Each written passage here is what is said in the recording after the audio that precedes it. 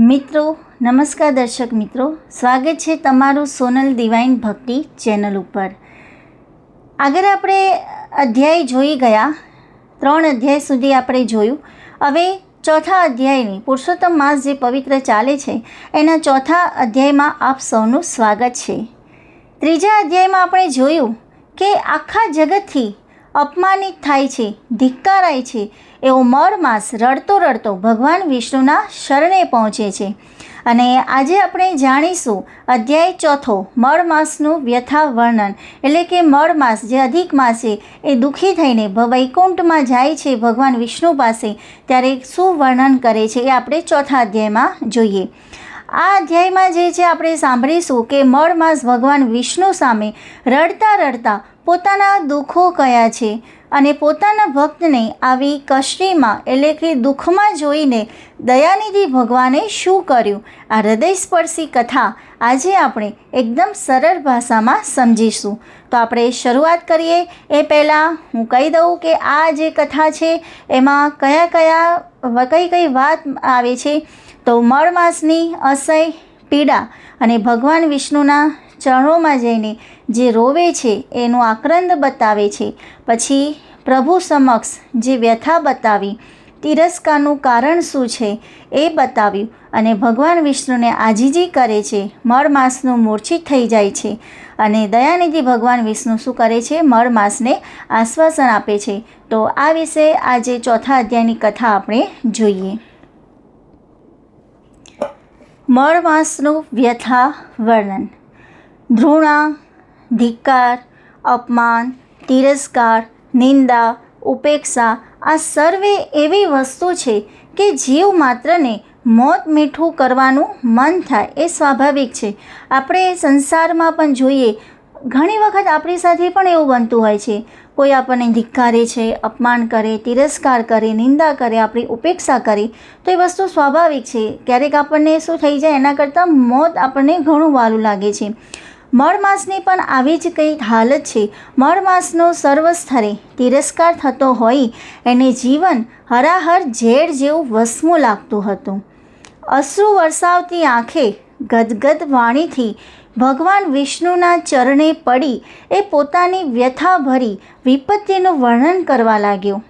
હે દયાનિધિ, કરુણાનંદન, જીવ માત્રના રખેવાળ શાસ્ત્રો એમ કહે છે કે જેનું કોઈ નહીં એના તમે છો પ્રભુ. જ્યારે સંસારમાં જીવને કોઈ શરણ ન રહે ત્યારે જો એ જીવ તમારા શરણના શરણે આવે તો એની આદિ, વ્યાધિ અને ઉપાધિ ટળે છે, એની યાતનાઓનો અંત આવે છે. શાસ્ત્ર વચનો પર શ્રદ્ધા રાખીને હું આપના શરણે આવ્યો છું, જેનાથી જ જન્મથી જ દુર્ભાગી એવો હું નિરાધાર અને અનાથ છું. આ બધી વ્યથા કોણ કહે છે? મળમાસ પોતે બોલે છે ભગવાન વિષ્ણુ સામે. મારા જ બધા ભાઈઓમાં હું અપમાનિત અને તિરસ્કૃત છું. હે ગરુડગામી, હે શેષ સ્વામી, જંગલમાં સૂકા પાંદડાઓ અને તૃણપત્રો ખાઈને જીવવું સારું, પરંતુ સહોદરોની વચ્ચે દિનહીન બનીને જીવવું અતિ ડોહિયલ છે. જગતના લોકો મને મળમાસ કહીને મારા દુઃખમાં વધારો કરે છે.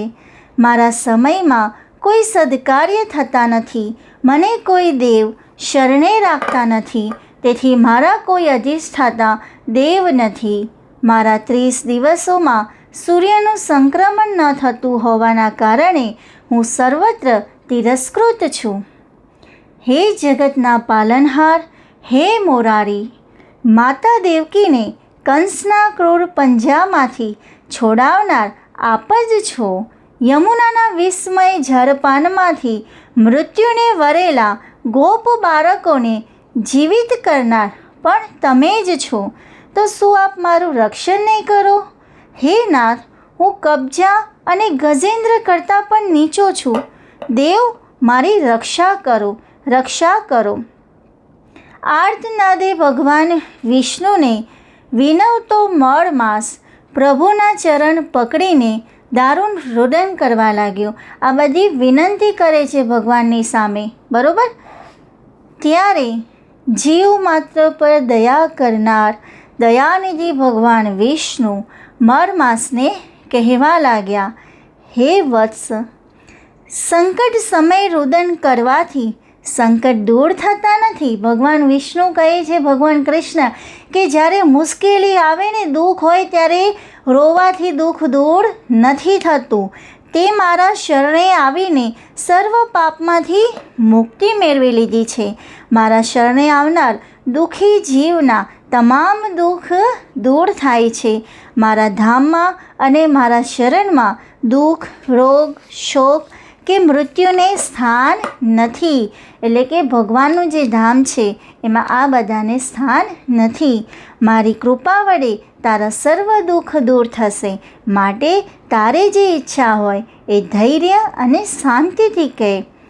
શેષ શૈયા પર સૂતેલા ભગવાન વિષ્ણુના બળબડતી જ્વારાને પણ પળમાં શીતળ કરી દે એવા શાંતિ સાતાદાયક વચનો સાંભળીને ગદગદિત થઈ ગયેલો મરમાસ બોલ્યો, હે નારાયણ દેવ, મેં મારું વિતક આપને કહી સંભળાવ્યું.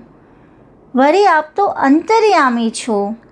હે કરુણા સાગર, મારા પર એવી કૃપા કરો કે ક્યાંય મારો તિરસ્કાર ન થાય. મારા સહોદર એવા અન્ય મહિનાઓને જેમ પક્ષો, તિથિઓ અને અધિષ્ઠાતા દેવ છે એવું જ મારું કરો. મારા સમયમાં શુભ કાર્યો થાય એવી દયા કરો. હે દેવાધિદેવ, આપના શીતળ વચનોથી મારા સરકતા તનમનને શાંતિ મળી છે. કૃપા કરીને મને કોઈ મળમાસ ન કહે એ માટે મારું યોગ્ય નામકરણ કરો. આપ જ સર્વ સૃષ્ટિના કરતા હરતા છો, દીન દયાળુ છો. હે નાથ, મારા કષ્ટો અને મરણ સમાન લાગે છે, તો કૃપા કરીને મારા કષ્ટનું નિવારણ કરો. આટલું બોલતા બોલતા તો અત્યંત વ્યથિત થયેલા શોકાતુર મળમાસને મૂર્છા આવી ગઈ, એટલે કે બેભાન થઈ ગયો અને લાકડીની જેમ શ્રી વિષ્ણુના ચરણમાં ઢળી પડ્યો. સૂત પુરાણીજી કહી રહ્યા છે, હે મુનિવર્યો, ભગવાન નારાયણ કહે છે, હે દેવર્ષિ નારદ, કામ્યક વનમાં ભગવાન શ્રી કૃષ્ણ પાર્થને કહી રહ્યા છે, હે અર્જુન, ત્યારબાદ શું બન્યું એ કૃપા કરીને એક ચિત્તે સાંભળો. એટલે કે અહીંયા જે છે ને કથા વાંચન થાય છે, જે બદ્રીનાથમાં બધા ઋષિઓ ભેગા થયા છે, સૂત પુરાણેજી કથા સંભળાવે છે. અને આ જે કથા જે છે એ ક્યારે સંભળાવેલી છે? ખુદ શ્રી કૃષ્ણ ભગવાને જ્યારે પાંડવવશ હોય છે, બરાબર, પાંડવોને આ વસ્તુ સમજાવી હોય છે. તો એ જ આ કથામાં કહેલું છે. અહીંયા જે અધ્યાય 4 સમાપ્ત થાય છે. હવે આપણે સરળ ભાષામાં આને સમજીએ કે અધ્યાય 4 જે છે, કેમ કે આપણે દરેક અધ્યાયમાંથી કંઈક ને કંઈક શીખવાનું છે. એવું નથી કે કથા બસ શ્રવણ કરી એ જ ચાલશે. કથા શ્રવણ કરો છો, કોઈ પણ ભજન હોય તો એના શબ્દોને સમજો, શું કહેવા માગે છે. કથા હોય તો એનો જે આખો અધ્યાય છે તો એ શું કહેવા માગે છે એ પણ સમજવું જરૂરી છે. અહીંયા આપણે જોઈએ કે ચોથા અધ્યાયમાં મળમાસની અસહ્ય જે પીડા હોય છે, દુઃખ હોય છે, એ ભગવાન વિષ્ણુના ચરણમાં જાય છે અને ચરણોમાં આક્રંદ કરે છે. સંસારમાં જ્યારે કોઈ વ્યક્તિનું વારંવાર અપમાન, તિરસ્કાર અને નિંદા થાય છે ત્યારે તેને જીવવા કરતાં મરણ વધારે વહાલું લાગે છે. આવી જ કંઈક હાલત કોની છે? મળમાસની છે. વૈકુંઠમાં જઈને રુદન કરે છે. મળમાસની આંખોમાંથી આંસુની ધારા વહી રહી હતી અને ગદગદ અવાજે ધ્રુજતા શરીરે વૈકુંઠ લોકમાં શેષ શૈયા પર પોઢેલા ભગવાન વિષ્ણુના ચરણોમાં ઢળી પડ્યો અને મોટેથી મદદ માટે બૂમ પાડવા લાગ્યો. મળમાસે ભગવાનને હાથ જોડીને કહ્યું, હે દયાનિધિ, હે કરુણાનિધાન, શાસ્ત્ર કહે છે કે જેનું આ દુનિયામાં કોઈ નથી એનું ભગવાન કૃષ્ણ હોય છે. તો હું જન્મથી જ અત્યંત દુર્ભાગી, નિરાધાર અને અનાથ છું. તો મારા બીજા બધા જે ભાઈઓ છે, એટલે કે બાકીના જે 12 મહિનાઓ છે એની પૂજા થાય છે, એમના દેવ છે, તો પણ અને મારું જ આખા જગતમાં માત્ર મારું જ અપમાન થાય છે. તો એ પ્રભુ, મારા 30 દિવસ દરમિયાન સૂર્ય ક્યારે એક રાશિમાંથી બીજી રાશિમાં બદલાતો નથી, એટલે કે સૂર્યનું સંક્રમણ થતું નથી. આ કારણે લોકો મને અપવિત્ર ગણે છે અને કોઈ સત્કર્મ, યજ્ઞ કે શુભ કાર્ય નથી થતા, તો એને મળમાસ કહીને ધિક્કારે છે. મળમાસે રડતા રડતા પ્રભુને બધું એની પ્રસંગ યાદ અપાવ્યા. હે મોરારી, આપ જે દેવકી માતાને, એટલે કે પ્રભુને તો બધી ખબર જ છે, પણ મળમાસ શું છે, દુઃખી છે, એટલે બધું ભગવાનને યાદ અપાવે છે. ભગવાને જે લીલાઓ કરી હતી એ યાદ અપાવે છે કે હે મોરારી, આપ જે દેવકી માતાને કંસના ત્રાસમાંથી છોડાવનાર છો, આપ જ યમુનાના ઝેરી પાણીમાંથી ગોપ બાળકોને બચાવ્યા હતા, તો શું તમે મારી રક્ષા નહીં કરો? શું હું ગજેન્દ્ર કુબ્જા કરતાં પણ વધારે પાપી છું? ગજેન્દ્ર જે હાથી હતો એને પણ ભગવાને મોક્ષ અપાવ્યો હતો. હે નાથ, આ કષ્ટો સહન કરવા કરતાં મને મરણ સમાન લાગે છે. કૃપા કરી મારું નવું નામકરણ કરો. આટલું બોલતાં બોલતાં અત્યંત દુઃખના કારણે મળમાસ બેભાન થઈ જાય છે અને લાકડીની જેમ ભગવાન વિષ્ણુના ચરણોમાં ઢળી પડે છે. પોતાના શરણે આવેલા આ અનાથ બાળકની આવી દશા જોઈને જીવ માત્ર પર દયા કરનારા ભગવાન વિષ્ણુનું હૃદય પીગળી ગયું. ભગવાને એને પ્રેમથી બેસાડ્યો. ભગવાને કહ્યું, હે વત્સ, ધીરજ રાખ. સંકટના સમય માત્ર રડવાથી કષ્ટ દૂર નથી થતું. તું મારા શરણે આવ્યો છે એટલે તું અત્યારે સર્વ પાપોમાંથી મુક્ત થઈ ગયો છે. મારા ધામમાં અને મારા શરણે આવેલા જીવને કોઈ દુઃખ, રોગ કે શોક ન હોઈ શકે. તારી જે પણ ઈચ્છા હોય તે મને ધૈર્યપૂર્વક શાંતિથી કહે, હું તારું બધું જ દુઃખ દૂર કરીશ. તો આ રીતે ભગવાન અને મળમાસ વચ્ચે સંવાદ થાય છે, બરાબર? તો દર્શક મિત્રો, આ તો ચોથો અધ્યાય કે જ્યાં રડતા મળમાસની આખી વ્યથા સાંભળીને ભગવાન વિષ્ણુએ તેને આશ્વાસન આપ્યું. હવે આગળ ભગવાન વિષ્ણુ મળમાસના અસહ્ય દુઃખને દૂર કરવા માટે કયો મોટો નિર્ણય લેશે, તેઓ મળમાસને લઈને ક્યાં જશે, એ આપણે નેક્સ્ટ 5મા અધ્યાયમાં આપણે જાણીશું.